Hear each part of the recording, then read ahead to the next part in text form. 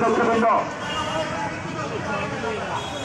সারা BNP কর্তৃক আপনাদেরকে যেভাবে জানানোর জন্য বলা হয়েছে, আপনারা যার যার সংগঠন নিয়ে ঠিক সেইভাবে আজকের শোভাযাত্রায় অংশগ্রহণ করবেন। কোন প্রকার অনুৎপাদন বিশৃঙ্খলা করার কোন সুযোগ নেই। দয়া করে আপনারা আজকে একটি স্লোগান দেবেন, আমান ভাই ধানের শীষ আমান ভাই।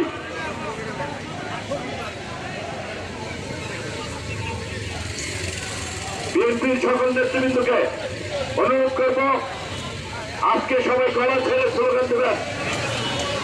একটাই স্লোগান, আমান ভাই ধানের শীষ আমান ভাই।